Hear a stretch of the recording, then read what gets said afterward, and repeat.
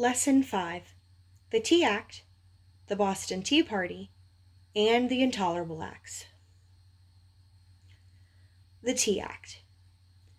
After the Boston Massacre, things in Boston and the other colonies calmed down. Parliament looked to reduce tensions, and they got rid of, almost all of the Townshend Acts. However, it kept the tax on tea. There was a high demand from the colonists for tea. For about 3 years, there were no major acts of violence between colonists and the redcoats stationed in the colonies. This did not stop the Sons of Liberty from meeting and plotting how the colonies would become independent from their home country, Great Britain. In May 1773, Parliament passed the Tea Act, which allowed the British East India Company to sell tea directly to the colonists. In fact, this was the only company allowed to sell tea to the colonies. Even though the price of tea was actually lowered, American colonists realized that Parliament was once again making decisions for the colonies without their input. Parliament was proving they could interfere with American business whenever they wanted. Public protest of the Tea Act grew quickly through the colonies. Ships carrying tea headed for New York and Philadelphia turned around and went back to England because they were afraid of what the colonists might do.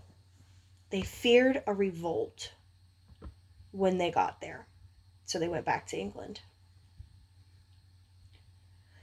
The Boston Tea Party. By December 16, 1773, 3 ships sat in the Boston harbor, loaded with tea from the British East India Company. That morning, a large group of colonists voted to refuse to pay taxes on the tea or even have it unloaded from the ships. Governor Thomas Hutchinson of Massachusetts rejected the colonists' decision and demanded the tea be unloaded and the tax paid. For weeks, the Sons of Liberty had been meeting and leading protests against Tea Act in Boston. On the night of December 16, 1773, a large group of men, mostly from the Sons of Liberty, disguised themselves as Native Americans, boarded the ships, and threw 342 chests of tea into the Boston harbor.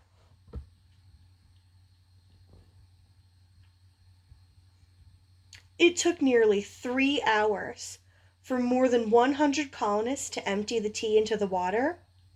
The chest held more than 90,000 pounds of tea, which would cost nearly $1 million today. The identity of the majority of these people was kept a secret even long after America had gained its independence. Today we only know the names of a few men who claimed they were there and gave their eyewitness testimony to what occurred.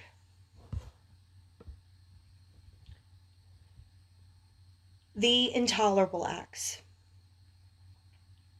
The British Prime Minister was furious when he heard the news. Parliament decided to punish Boston. In the spring of 1774, Parliament passed the Coercive Acts, which the colonists called the Intolerable Acts. These acts were designed to punish the colonies, especially Boston, for the Boston Tea Party. The Intolerable Acts were broken into 5 major parts, and we'll look at those 5 parts now. 1.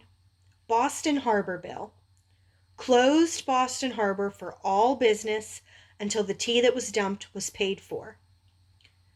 In fact, the British Navy stationed itself around the Boston Harbor and closed it off. 2. Administration of Justice Act. Royal officials accused of crimes in America were sent to Britain for their trial. This means that if you were an officer living in America and you were charged with a crime in America, they brought you back to Britain for a fairer trial. meaning that you would face their justice system instead of the American one. 3. Massachusetts Government Act. The charter for Massachusetts was canceled. Self-rule there was over.